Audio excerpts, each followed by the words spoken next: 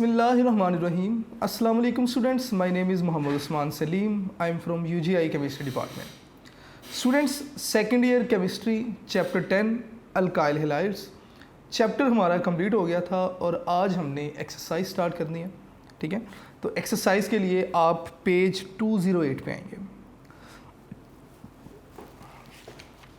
Question number 1 which is fill in the blanks. और fill in the blanks हमारे syllabus का हिस्सा नहीं है तो हम इसे डिस्कस नहीं करेंगे. ट्रू फॉल्स को भी हम डिस्कस नहीं करेंगे. हम क्वेश्चन नंबर 3 MCQs पे आएंगे जी. तो हमारा फर्स्ट जो टारगेट होगा दैट इज़ MCQs हैं. Question number 3.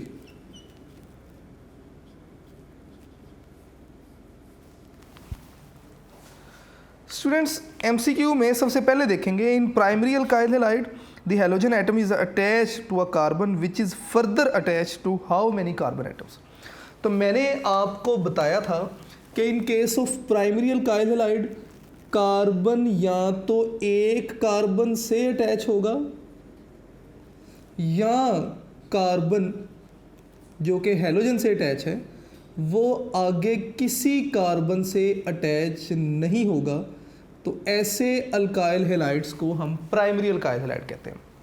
तो फिलहाल यहाँ पे आपके पास जो करेक्ट ऑप्शन है दैट इज C1 कार्बन. तो MCQ नंबर 1 और इसका आंसर है बेटे C ऑप्शन. MCQ नंबर 2 देखेंगे. The reactivity order of alkyl halide for a particular alkyl group is fluoride, chloride, bromide, iodide. नहीं, क्लोराइड, ब्रोमाइड. देखिए आप ना रिएक्टिविटी ऑर्डर मैं सिंपल अगर आपसे बात करूं तो वो एटम, वो हैलोजन जिसका साइज़ सबसे ज़्यादा होगा उसकी रिएक्टिविटी जो है ना वो उतनी ही कम हो जाएगी. तो इस लिहाज से अगर आप चलेंगे ना तो आयोडाइड, ब्रोमाइड, क्लोराइड, फ्लोराइड आपके पास ना C ऑप्शन बन रही है. तो सेकंड जो MCQ है इसका आंसर होगा ऑप्शन C. तो मैं यहाँ पे लिख रहा हूँ जी कि MCQ नंबर 2 और इसका ऑप्शन क्या है, करेक्ट ऑप्शन इसका C है जी. नेक्स्ट देखेंगे जी. When carbon dioxide is made to react with ethyl magnesium iodide followed by acidic hydrolysis the product formed is. जब भी आपके पास ना ग्रिग्ना रिएजेंट कार्बन डाइऑक्साइड के साथ रिएक्ट करता है ना तो कार्बोक्सिलिक एसिड बनते हैं. तो यहाँ पे इथाइल मैग्नीशियम ब्रोमाइड से आपको 2 कार्बन मिलेंगे, कार्बन डाइऑक्साइड से आपको तीसरा कार्बन मिलेगा. तो इसका मतलब प्रोपियोनिक एसिड बनेगा आपके पास. तो आपके पास जो है ना वो करेक्ट ऑप्शन B है. Third MCQ correct option is B. Fourth MCQ पे आते हैं जी. Grignard reagent is reactive due to polarity of carbon magnesium bond. ठीक है, तो इसका आंसर आपके पास क्या होगा, C ऑप्शन होगा. तो ये आपके पास ना थ्योरी में भी लिखा हुआ है, स्टेटमेंट है बुक की लाइन पे लिखी हुई है जी कि कार्बन हाइड्रोजन बॉन्ड की वजह से. तो फोर्थ वाले का आंसर आपके पास C है और थर्ड वाले का आंसर B है. मैं यहाँ पे थर्ड वाले का आंसर लिख रहा हूँ जी B और फोर्थ वाले का आंसर लिख दिया जी C. उसके बाद MCQ number 5. SN2 reaction can be best carried out with primary alkyl halide. SN2 primary alkyl halide और SN1 tertiary alkyl halide. जो आपके पास सेकेंडरी है वो दोनों तरफ उनका जो है ना वो झुकाव होता है. तो SN2 का जो बेस्ट कैरिड आउट होगा बाय प्राइमरी अल्काइल हैलाइड. तो A ऑप्शन. MCQ नंबर 5 और आपके पास जो आंसर है that is A option. MCQ number 6 पे आएंगे जी जरा. Elimination bimolecular reaction involve first order, second order, third. Obviously bimolecular हैं, इसका मतलब इसमें 2 मॉलिक्यूल इन्वॉल्व हैं, दोनों की पावर 1 थी. और अगर आपको याद हो तो हमने इनके ऑर्डर मालूम किए थे तो ये सेकंड ऑर्डर रिएक्शन थे. तो आपके पास आंसर होगा जी B ऑप्शन. तो MCQ नंबर 6 आंसर आपके पास क्या होगा जी B ऑप्शन. MCQ नंबर 7 पे आएंगे जी जरा. For which mechanism the first step involved is the same. E1 था और SN1 था. जब ये मैंने आपको लेक्चर डिलीवर किया था तो मैंने E1 लेक्चर डिलीवर करते हुए मैंने आपको बताया भी था कि इनके फर्स्ट स्टेप सेम होंगे, सेकंड स्टेप में डिफरेंस आएगा सिर्फ. तो फर्स्ट स्टेप क्या था, लीविंग ग्रुप का लीव करना। दोनों केसेस में SN1 में भी पहले लीविंग ग्रुप लीव करता है, E1 में भी पहले लीविंग ग्रुप लीव करता है, तो दैट इज सेम स्टेप। तो डी ऑप्शन आएगी जी, नंबर 7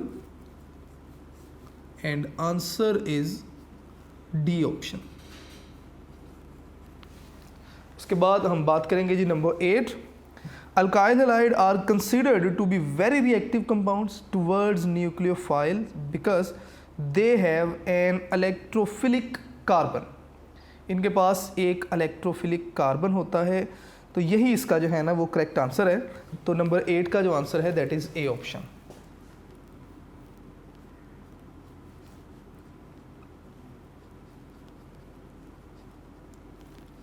ए ऑप्शन होगा जिसका आंसर। उसके बाद नंबर 9 की तरफ आएंगे, the rate of E1 reaction depends upon. E1 reaction है यूनिमॉलिक्यूलर है, तो एक ही मॉलिक्यूल स्लो स्टेप में इन्वॉल्व होता है, तो इसका मतलब इसका जो ऑर्डर है वो भी फर्स्ट ऑर्डर होगा और इसका रेट डिपेंड करेगा सिर्फ अल्काइल हैलाइड पे, जिन्हें आप सबस्ट्रेट भी कहते हैं। तो कंसंट्रेशन ऑफ सबस्ट्रेट पे ही डिपेंड करेगा। तो 9 का आंसर भी आपके पास क्या होगा, ए ही होगा। तो मैं यहाँ पे लिख देता हूँ जी कि MCQ नंबर 9 और इसका आंसर भी हमारे पास क्या है, ए है। और इसके बाद क्वेश्चन नंबर 10, MCQ नंबर 10 देखेंगे जी, which one of the following is not a nucleophile. Nucleophile कौन है, न्यूक्लियस लविंग है। न्यूक्लियस से कौन लव करेगा, जिसके पास या तो नेगेटिव चार्ज है या लोन पेयर है। अब ज़रा देख लेते हैं, वाटर में भी लोन पेयर है, H2S में भी लोन पेयर है, NH3 में भी लोन पेयर है, BF3 जो है ना ये इलेक्ट्रॉन डेफिशिएंट है, ठीक है ना, तो ये एक्ट करेगा एज न्यूक्लियोफाइल। तो स्टूडेंट्स BF3 इलेक्ट्रॉन डेफिशिएंट है, तो ये न्यूक्लियोफाइल के तौर पे एक्ट नहीं करेगा, ठीक है। तो इसका आंसर आपके पास सी ऑप्शन होगा। तो MCQ नंबर 10 ऑप्शन क्या है इसकी, सी इसका ऑप्शन होगा जी। ये स्टूडेंट्स हमारे पास क्वेश्चन नंबर 1 था। क्वेश्चन नंबर 4, 5 मैं आपसे ऑलरेडी डिस्कस कर चुका हूँ। डिफाइन अल्काइल हैलाइड क्या है, इनकी प्रिपरेशन आपने बतानी है, आप कर चुके हैं। 5 आपने नोमेनक्लेचर लिखनी है, इथाइल मैग्नीशियम और खैर। क्वेश्चन नंबर 6 पे आएंगे, आपने नोमेनक्लेचर लिखनी है। उसके बाद इसी तरह क्वेश्चन नंबर 7 भी आपसे डिस्कस हुआ था। उसके बाद आप आएंगे जी क्वेश्चन नंबर 9 पे, right a detail note on the mechanism of nucleophilic substitution reaction, discuss हो चुका था। उसके बाद बीटा एलिमिनेशन रिएक्शन डिस्कस हो चुके, ठीक है। उसके बाद क्वेश्चन नंबर 12 पे आएंगे, how will you carry out the following convergence. तो क्वेश्चन नंबर 12 हम स्टार्ट करेंगे, विच आर कन्वर्जेंस।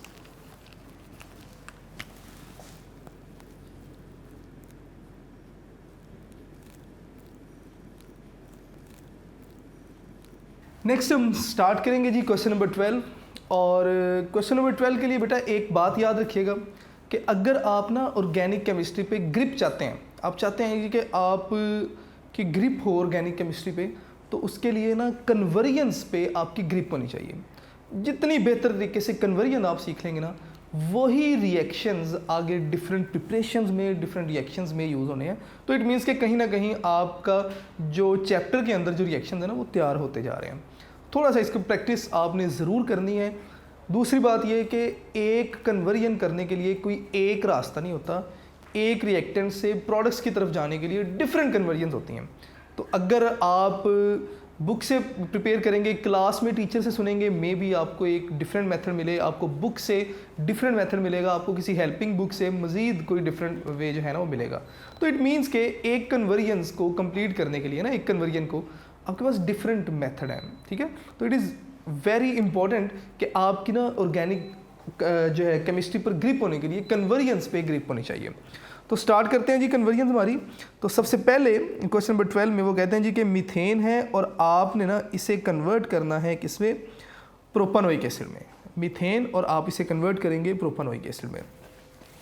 तो स्टूडेंट्स सबसे पहले ना कन्वर्जन स्टार्ट करने से पहले आप ये देखेंगे कि आपके पास स्टार्टिंग मटेरियल क्या है और एंडिंग मटेरियल क्या है। स्टार्ट आप मीथेन से कर रहे हैं, एंड आप प्रोपानोइक एसिड पे कर रहे हैं। मीथेन में 1 कार्बन है, प्रोपानोइक एसिड में 3 कार्बन है। पहला जो आपका फोकस होना चाहिए ना वो यही कि यार ये कार्बन कैसे पूरे होने हैं। जब आपको कार्बन पूरे करने आ जाएंगे ना तो बाकी काम आपके लिए कंपैरेटिवली आसान हो जाएगा, ठीक है। तो सबसे पहले आपने चेन एक्सटेंशन देखनी है कि कैसे आप 3 कार्बन तक जा सकते हैं। तो चेन एक्सटेंशन के लिए लास्ट लेक्चर में अगर आपको याद हो मैंने वर्ड्स रिएक्शन बताया था आपको, वर्ड्स रिएक्शन के अलावा फ्रैंकलिन रिएक्शन बताया था, आपने रिडक्शन रिएक्शन भी सीखा था, ये सारा चेन एक्सटेंशन में था। तो सबसे पहले ना हम स्टार्ट करेंगे वर्ड्स रिएक्शन से, या हम चेन एक्सटेंशन को किसी और तरीके से भी हम देख सकते हैं। तो सबसे पहले जो हमारा क्वेश्चन है दैट इज़, आपके पास जो पहली कन्वर्जन है दैट इज़ मीथेन है जी आपके पास CH4, और आपने इसे कन्वर्ट करना है किस में, प्रोपेनोइक एसिड में, which is CH3 CH2 COOH। आपने इसे प्रोपेनोइक एसिड में कन्वर्ट करना है।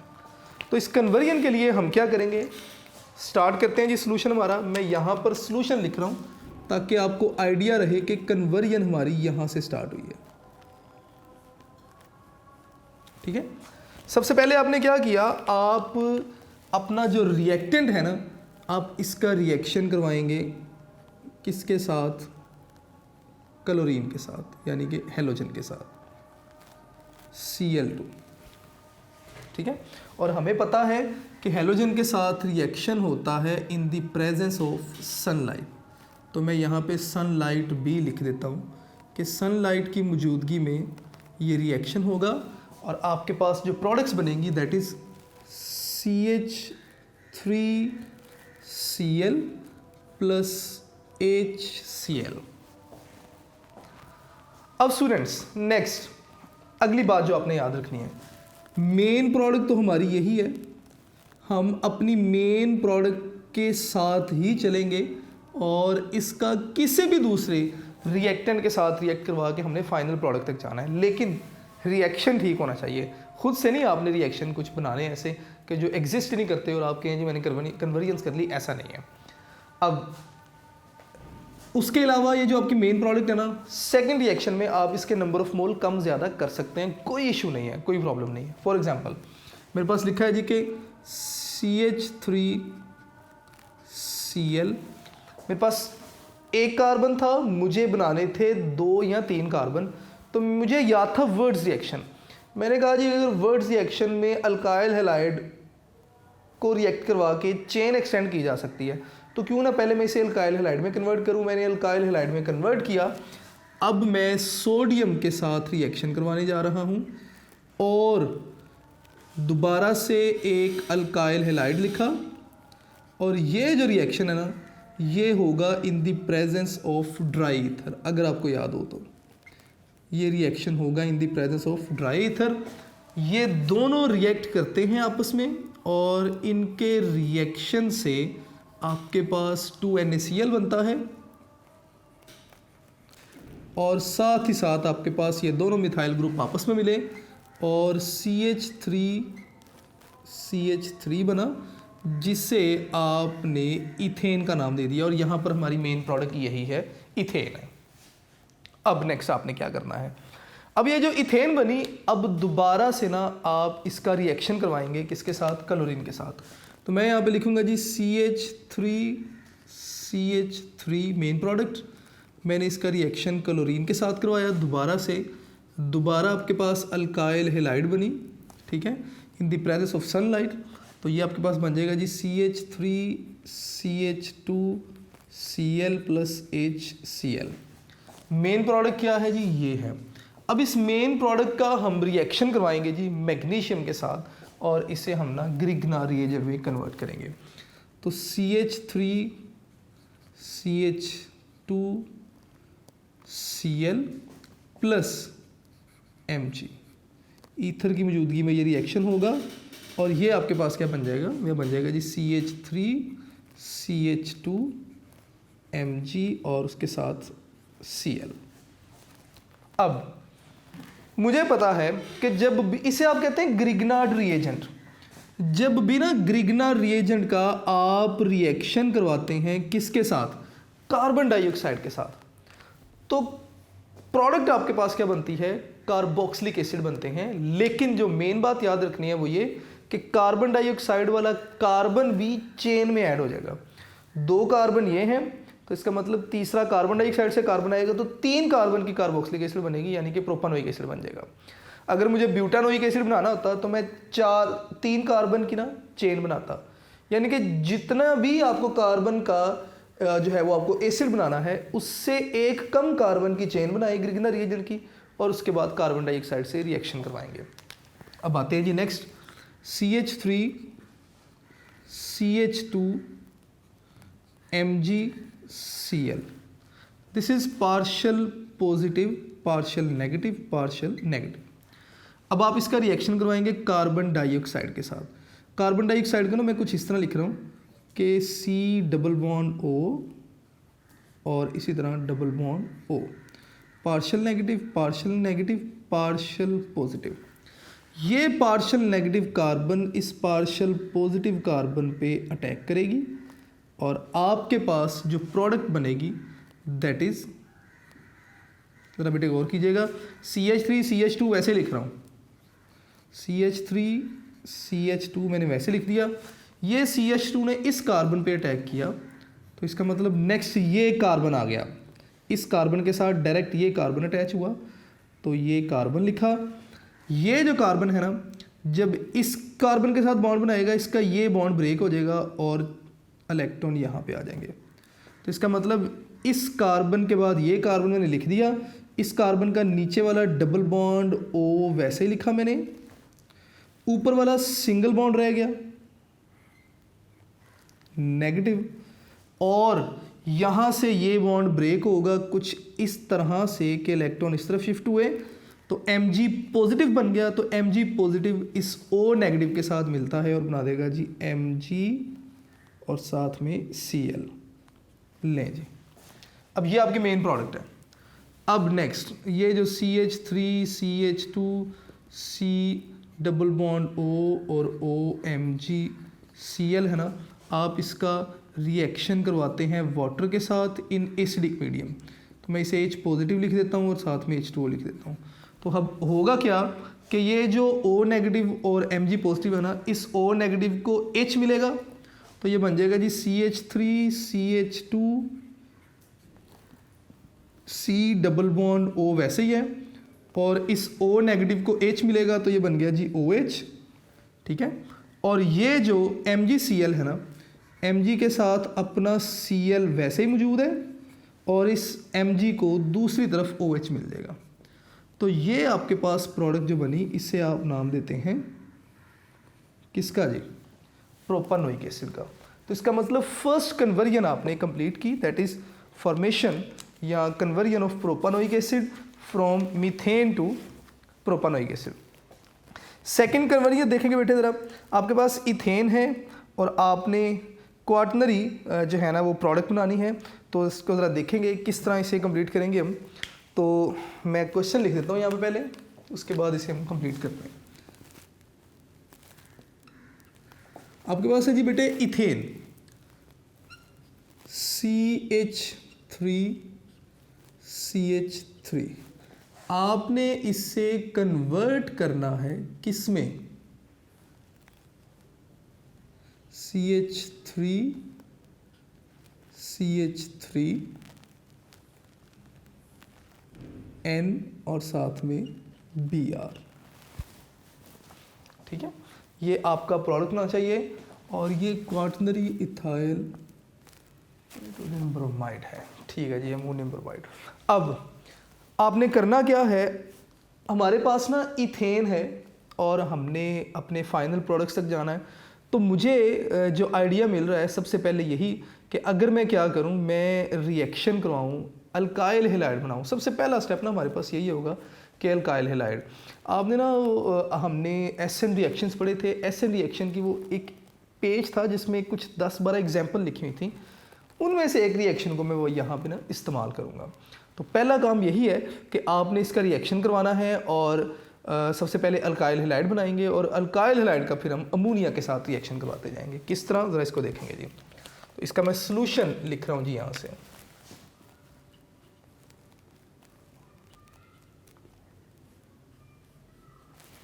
CH3 जिसे हमने नाम दिया इथेन का।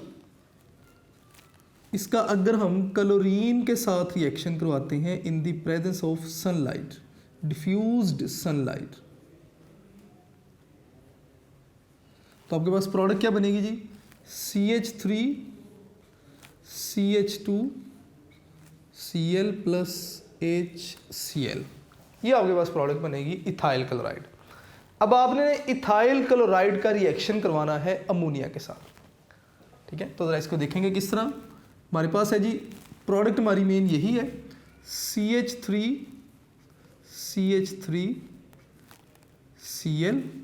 आपने ना इसका रिएक्शन करवा देना है NH3 के साथ, NH3 के साथ।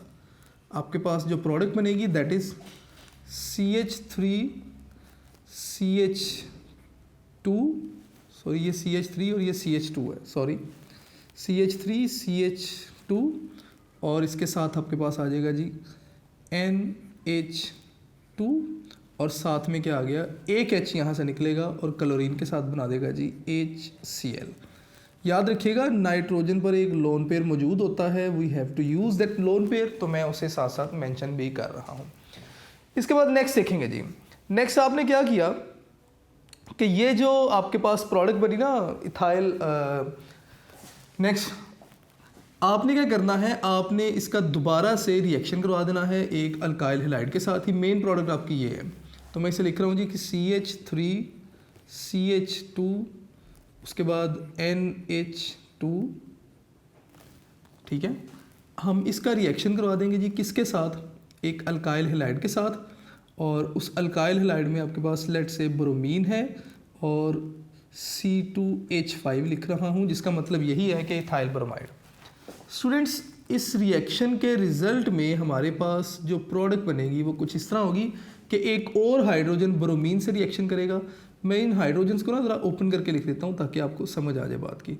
एक हाइड्रोजन यहाँ पे और एक यहाँ पे, एक और हाइड्रोजन ब्रोमीन से रिएक्ट करेगा, ठीक है, और उस हाइड्रोजन की जगह पे ये पूरा इथाइल ग्रुप आ जाएगा। तो प्रोडक्ट क्या होगी, CH3 CH2 उसके बाद नाइट्रोजन जिस पे लोन पेयर हाइड्रोजन मौजूद है, और उसके बाद आपके पास C2H5 मौजूद है। लें जी, अब नेक्स्ट ये आपकी मेन प्रोडक्ट CH3 CH2, ये नाइट्रोजन, इसके साथ दोबारा से CH2 CH3 C2H5 को मैंने ओपन करके लिख दिया, लोन पेयर ऊपर वैसे ही मौजूद है, और साथ में एक हाइड्रोजन। आप अगर इसका दोबारा से इथाइल ब्रोमाइड के साथ रिएक्शन करवाते हैं तो ये आपके पास क्या होगा, ये होगा जी ब्रोमीन है और साथ में CH2 और CH3। ये ब्रोमीन दोबारा इस हाइड्रोजन को ले जाएगा और आपके पास जो प्रोडक्ट बनेगी that is CH3 CH2 nitrogen, इसके साथ इस तरफ भी CH3 CH2 CH3 lone pair, और इस हाइड्रोजन की जगह भी ये इथाइल ग्रुप आया तो CH2 CH3। मैं यहाँ पे ही नेक्स्ट पार्ट इसका कर रहा हूँ। ये हमारी मेन प्रोडक्ट है। अब आपने क्या किया, दोबारा से आपने इसका रिएक्शन करवा देना है किसके साथ, Br, और साथ में आपके पास क्या होगा CH3 CH2 CH3। ये जो आपके पास Br है ना, ये क्या करेगा, ये इस लोन पेयर के थ्रू अटैच होगा नाइट्रोजन के साथ, और ये इथाइल ग्रुप जो है ना वो सारे का सारा इथाइल ग्रुप अटैच बॉन्ड जब ब्रेक होगा, इलेक्ट्रॉन इस तरफ आया, Br के ऊपर आ जाएगा जी नेगेटिव चार्ज, ठीक है। इथाइल ग्रुप अटैच हो जाएगा जी, Br अटैच होगा इस नाइट्रोजन के साथ। नेक्स्ट ना आप इसे एज रिएक्टेंट लें और इसका रिएक्शन करवाएं दोबारा से CH3 CH2 Br के साथ, ठीक है।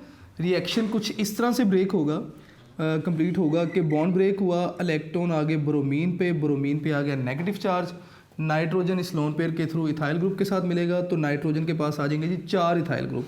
तो मैं यहाँ पे आगे कंप्लीट कर रहा हूँ, ठीक है। तो नाइट्रोजन, इस नाइट्रोजन के साथ एक इथाइल ग्रुप ये था, दूसरा इथाइल ग्रुप ये, तीसरा इथाइल ग्रुप ये, फोर्थ ये भी अटैच हो जाएगा। तो मैं ना यहाँ पे लिख देता हूँ CH3CH2, ठीक है। 4 इथाइल ग्रुप यहाँ पे अटैच हो गए नाइट्रोजन के साथ, और मैं यहाँ पे 4 लिख रहा हूँ, और साथ में लिख देना जी आपने N पॉजिटिव लोन पेयर दिया था, ब्रोमीन इस पॉजिटिव के साथ अटैच हो गया NBr। तो ये ना आपकी फाइनल प्रोडक्ट बन जाएगी यहाँ पे। स्टूडेंट्स ये आपके पास सेकंड कन्वर्जन थी, यहाँ पे मैंने लिखते हुए एक मिस्टेक की, ज़रा उसे ठीक कर लीजिएगा, ये CH2 है। अच्छा जी, अब आगे चलते हैं। थर्ड कन्वर्जन अब मैं बोर्ड पे सॉल्व नहीं करूँगा, आप लोग ज़रा गौर से सुनिएगा इसे। इथीन है, आपने ब्यूटानोल बनाना है, 4 कार्बन की अल्कोहल बनानी है। तो आपके पास मौजूद है 2 कार्बन। सबसे पहले हमने करना क्या है, हमने 4 कार्बन पूरे करने हैं, उसके बाद फिर हम फंक्शनल ग्रुप के अटैचमेंट की तरफ जाएंगे। तो 4 कार्बन पूरे करने के लिए इथीन है, हाइड्रोजिनेशन करवाएंगे, दोनों कार्बन को एक एक हाइड्रोजन मिलेगा, डबल बॉन्ड टूट जाएगा, इथेन बन जाएगी। इसके बाद आप क्या करें, हैलोजन से रिएक्शन करवाएं, अल्काइल इथाइल क्लोराइड बन जाएगा। इथाइल क्लोराइड बनाने के बाद आप वर्ड्स रिएक्शन करवाएंगे और आपके पास ना 4 कार्बन की अल्केन बन जाएगी, जिसे आप नाम देंगे ब्यूटेन का। फिर ये जो ब्यूटेन है आप क्या करेंगे, इसका KOH के साथ रिएक्शन करवाएंगे, और KOH के साथ जब आप रिएक्शन करवाएंगे in the presence of water aqueous KOH, तो आपके पास ये अल्कोहल में कन्वर्ट हो जाएगा। स्टूडेंट्स इसी तरह नेक्स्ट आगे भी आपके पास रिएक्शंस मौजूद हैं, तो इनके रिएक्शन बुक में लिखे हुए हैं। आपने ना कोशिश करनी है कि इन कन्वर्जन्स को आपने खुद से सॉल्व करना है। 2 कन्वर्जन यहाँ पे आपका ना होमवर्क है, आपने इन कन्वर्जन्स को ना खुद से सॉल्व भी करना है। तो इंशाल्लाह बेटे यहाँ पे हमारा 10th चैप्टर कंप्लीट होता है अल्काइल हैलाइड, और आपने अपने लेक्चर नोट्स जो है वो साथ साथ ज़रूर बनाते जाना है, और किस तरह से लिखना है इसको फॉलो करने के लिए आप यूनिक नोट्स को फॉलो करेंगे। स्टूडेंट्स नेक्स्ट लेक्चर में हम अपना नेक्स्ट चैप्टर स्टार्ट करेंगे। आप अपना ढेर सारा ख्याल रखिएगा। अस्सलाम वालेकुम।